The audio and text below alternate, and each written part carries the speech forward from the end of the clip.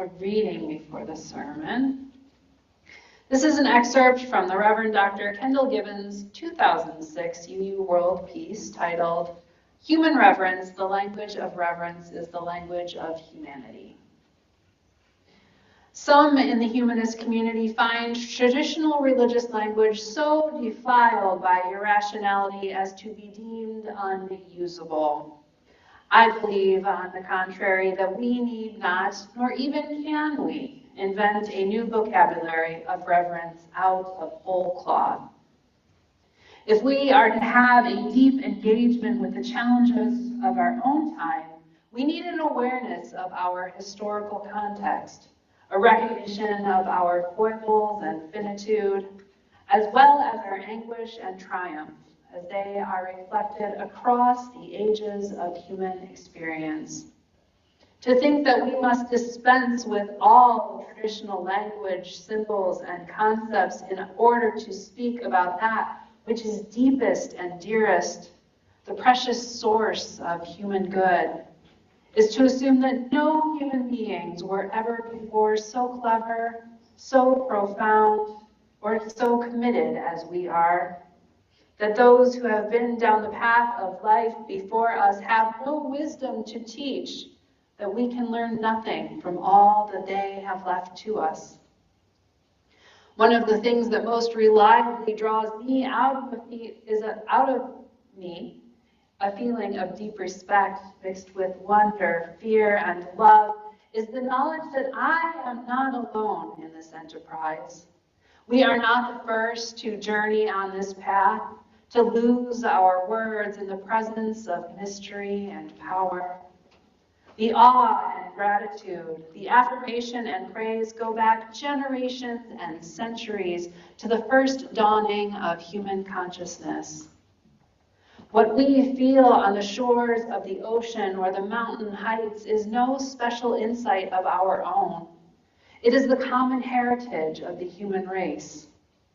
There is nothing so petulant as to throw away what our ancestors have tried to pass on to us in stories and stones, in scriptures and songs, in rituals and prayers, because we think we, in our adolescent hubris, know better now. Who can stand in the shadow of the Great Pyramids or the radiant light and soaring stone of the cathedral at Chartres? Who can listen to the deep cadences of the Book of Common Prayer fall sonorous on the ear and not realize that in the very fiber of our being, that our wonder and our hunger and our terror and even our most valued yes to life are not ours alone, but echo down through the ages of the whole human race.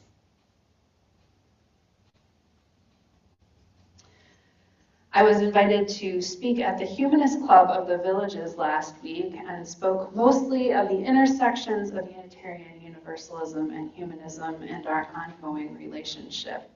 This is an abbreviated version of that talk. I don't remember if I told you the joke about who do you use pray to? To whom it may concern is the answer. This is funny for at least 3 reasons. Jokes are always better when you explain them.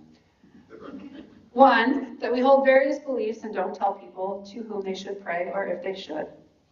2, that we don't pretend to know what deity might be out there for us to communicate with. And 3, that we were probably as likely to write a letter to the editor or some such thing as we are to pray. It also points to the fact that probably regardless of to whom we might pray, there is always also a connection to a need for action in this life that only humans can make happen.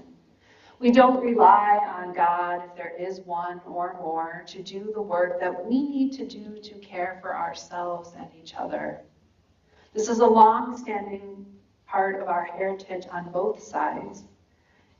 Even for those of us who do believe in a or God, goddess, or gods and goddesses, there's probably rarely any expectation of a supernatural intervention of any kind. We UUs are generally civic-minded people seeking to help build the beloved community, in the words of Martin Luther King Jr. Some of this thinking for us traces all the way back to our ancestor John Murray, considered or often the founder of Universalism in America. He arrived on the colony's shores in 1770. As a Universalist, Murray believed that when we die, we all go to heaven. And so he believed, among other things, that if we are meant to spend eternity together with our family, friends, and neighbors, we should probably get started in this life as a practice for that. It's generally agreed on that Unitarianism was a primary birthing ground for humanism as we have understood it in this last century. Unitarianism and Universalism always danced around each other before coming together in 1961. And now Unitarian Universalism and humanism seem to dance around each other similarly. Not to say that I think that humanism will re-merge with Unitarian Universalism, but in a way that groups or communities of similar-ish beliefs and values will always be in relationship with one another. I loved looking at the American Humanist Association website to see how they are defining themselves these days. And while there is one approved definition, there are two good handfuls of others listed, and I laughed in recognition. We UUs are equally challenging to pin down. Then the opening statement that humanism has had an impressive history. Humanism is definitely the child of UUism. Of course, this is helpful when mapping lineages and relationships, but humanism has grown in the last century to very much be its own self. And as such, we continue to have not only things in common, but wisdom to draw on from each other. I do sometimes use the word God, but I don't believe in traditional understandings of God. My own belief is in the vein of process relational theology, which suggests an understanding that God is in all life in the universe, and all of us participate in making God with each action or inaction we make. That we are co-creating God just as we make the world we live in together. That God is in the spaces between us and the impulses toward the good or better. I sometimes refer to God as that which is greater than we are, not meant to be understood as a being, but more like a feeling. I believe that there's a beautiful magic that can happen when people come together and share time and intention. I think about the energy and power generated at major concerts. I love seeing clips of concerts and videos and can feel it into my bones. I remember a class in seminary. We had international guests, one of whom was Hindu, and she told us of how powerful an experience she had on a pilgrimage walk to the Ganges with 1 million other people, being surrounded and held in a deep, abiding feeling of love. I believe that something does move in Quaker meetings. Those are all examples of how I understand God. We don't have language for many things that are beyond our knowing or feeling, and sometimes we have too many words for these things. Sometimes our words point toward something that is beyond description. While it can be frustrating, I think it's also a beautiful reminder of our humanness. There's a quote I've long liked from the late Episcopal Bishop John Shelby Spaude. He said, "God is not a Christian, God is not a Jew, or a Muslim, or a Hindu, or a Buddhist. All of those are human systems which human beings have created to try to help us walk into the mystery of God. I honor my tradition. I walk through my tradition. But I don't think that my tradition defines God. I think it only points me to God." What I appreciate about this idea is that it honors the fact that none of us knows anything for sure about what lies beyond us, but we each have ways of finding what seems right to us to do that honoring. That we are all trying to be in relationship with something important. That the point isn't about being right, but about being in relationship with that which is greater than we are, and each other, in a way that gives each person respect and care. Some people love science and think that it can eventually prove everything and tell us the truth with a capital T. I guess that's nice if that's comforting for you. I do love science, but I also deeply appreciate not knowing or understanding all things. I love that there is mystery in the world. It reminds me to be reverent of this life, of this world. When I talk about the place of Unitarian Universalism in history, which is one of the primary lenses I use as someone trained as a historian, I talk about how Unitarian Universalism is perhaps the logical end of Protestantism in some ways, that we protested so hard that we left Christianity. That doesn't mean that Christianity hasn't left its mark on us. It certainly has, as it should have, as both historical halves of our faith come from Christian traditions. But it also doesn't mean that we're better than Christians. It just means that we've grown out from Christianity in an organic way. But like Christianity took centuries to more fully extract itself from Judaism, so are we in the place of extracting ourselves more fully from Christianity. When asked to describe UUism, especially in Christian contexts, I say that we come from Christian traditions but are no longer bound by them. Over the course of several recent years, Unitarian Universalists have had conversations about how we might re-envision our faith, to include not just who we are today, but who we want to be as we grow and change. So during our annual national gathering in 2024 to do the business of the Unitarian Universalist Association, which we call General Assembly, a final vote was taken to transition us from what were formerly known as the Seven Principles to a covenant of shared values. Change is hard for all of us, and no less for UUs, even though we call ourselves a living tradition. We continue to be people committed more to deeds, not creeds, despite our continued great affection for written words and sometimes exhaustive conversation. We do try to orient ourselves more toward action than talk. Our new values are justice, equity, transformation, pluralism, interdependence, and generosity, all centered on a liberating love. The values are all interconnected to one another and work together to help guide us in the practice of our faith. Liberating love is a love so big and generous, like the idea of God mentioned earlier, so great and beyond human understanding that it calls us to live into the world more gently, more patiently, more boundaried, more righteously, to expand our freedoms and to eradicate the suffering of the marginalized, to lift us all up and hold us through all challenges and difficulties. As a living tradition, this is one way we live into that belief, by engaging with questions about who we are and how we live and make our way in this broken world. I want to mention specifically the idea of pluralism. Our updated bylaws say this: we celebrate that we are all sacred beings, diverse in culture, experience, and theology. We covenant to learn from one another in our free and responsible search for truth and meaning.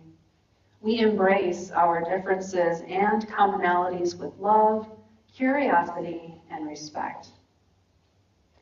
Pluralism isn't so much about agreement or disagreement, really, but about being together and committed to that togetherness and relationship. Disagreements are expected. We are humans, and we will sometimes, even often, disagree. The point is that we work through or past those disagreements together. We are covenantal faith. Our covenants are how, maybe why we keep working through our disagreements. They're commitments to journey together in this life and figure out not only how we keep choosing each other, but how we do so ever more in love. Humanism was initially begun as an alternative religion, and there are those who identify as secular or religious humanists. Charles Francis Potter, ordained as a Unitarian minister, founded the first Humanist Society of New York in 1927 and wrote a book titled Humanism, a New Religion, openly rejecting traditional Christian beliefs. Of course, in 1927, the world was not even a decade out from the Great War that turned out to be World War I, and people everywhere were struggling with what had happened in that war. Apart from the carnage of war in general, that war was particularly brutal and terrain covered was often very small. Unfortunately, that war also saw the introduction of chemical warfare with the creation of mustard gas. It burns the skin, but in contact with eyes and mucous membranes can lead to blindness and other disabilities. But it's the contact with the lungs that makes it so dangerous and often results in pulmonary and heart failure. Submarines, machine guns, tanks, planes, and radio communications were all introduced in this war. Civilians were massacred. Genocide occurred in different areas. The scale of devastation was massive and worse than people had reasonably expected to be able to inflict on each other. Punishment for Germany for its aggression during the war was severe. The landscape was devastated, at least across Western Europe. Due to the financial reparations required by the Allies, the victors of the war, if there is such a thing, by the German government, the nation went into a period of hyperinflation. People would have wheelbarrows full of money to try to pay for the most basic necessities. At one point, it cost 1,000,000 marks to mail a letter. People started using money to wallpaper their bathrooms. All of this happening on the backs of generations of questioning the relationship between religion and science. One particular way that this took shape was with the Transcendentalist movement in the early and mid-1800s, featuring the work of Unitarian ancestors. William David Thoreau, Margaret Fuller, Ralph Waldo Emerson, William Ellery Channing, James Freeman Clarke, and Theodore Parker. Transcendentalism emphasized literature, philosophy, free thinking, reason, and intellect, but also emotion. They saw the divine in the everyday world. They were also influenced by Asian and Middle Eastern religious thought, including Hinduism and Sufism. Transcendentalism came out of Unitarianism and ran parallel to it, both within and without our faith. So that was the setting in which humanism began to emerge in the early 1900s. In the first Humanist Manifesto, there's a tone and blatant naming of supersessionism, the idea that one religion is meant to replace one or more others. This is a problematic pattern in Christianity, which is often supersessionist in its beliefs, particularly in relationship with Judaism. There's a vibe that, like science, somehow religion builds off of other beliefs and moves in one trajectory, that onward and upward forever. It's been a problem for UUism too, for sure. It is not uncommon, sadly, for some of our people to assume a place of intellectual superiority when it comes to faith. That our faith's broad strokes, humanist tendencies are better than those of people who believe in a god, goddess, gods, or goddesses. We struggle with this legacy. I find it often pretentious and offensive. While there are ways that different theologies and their religions can be problematic, I can assure you that UUism has also had its faults, and more simply, is not for everyone. The superiority also creates barriers that prevent us from community building across religions. And the truth is, regardless of how much we love our faith and perhaps believe it to be the best, we need each other to have any shot at making it in this life. As a person of faith, as ordained clergy, and as a former hospital chaplain, I don't accept the view that conservative Christianities are inherently bad. While I will be the first to reject Christian nationalism, which you've heard me do, and certainly don't agree with Christian evangelicalism or fundamentalism, I refuse to believe that my faith is necessarily right for the people who identify that way. I have witnessed people with mental illnesses and histories of trauma and marginalized people, for example, who needed the comfort of structure, assurance, and clarity on any number of issues that our faith simply cannot provide. Not that everyone who believes in those frames is mentally ill or traumatized or marginalized. People find their faith to be a source of comfort, of meaning. It helps them orient themselves in the world, and we all deserve that, even when we don't agree with it for ourselves. Some people may also just not want to think about it. Living in this world is full of the need to think about things, and some people just want to feel held and loved. And they may or may not get that from the breadth of their theology, but they may get it from their churches and or their pastors. It can be nice to be told what to do or believe, if you're not you. Our covenants, which invite us to remember our values of justice, equity, transformation, pluralism, interdependence, and generosity, all founded on a liberating love, are part of a practice older than our faith that goes back all the way to the Pilgrims and the Puritans. They had conversations sometimes for years, we come by that honestly, about how to be together in the colonized territory. This also shows up in our polity, the way that our congregations function internally and among themselves. We are congregationalists because, of course, we are, meaning that each congregation is able to make its own decisions about who leads, how that is decided, how decisions are made in congregations, and so on. Our hierarchy is flat compared to church traditions like Catholicism and Episcopalianism. We are generally not a people who like to be told what to do, so we decide together how it will be.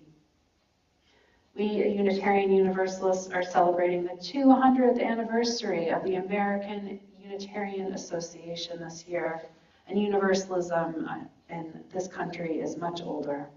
But both legacies are rich and continue to be life-affirming for us all. If you would please rise and lift your voice for our closing hymn, We Laugh, We Cry. My words.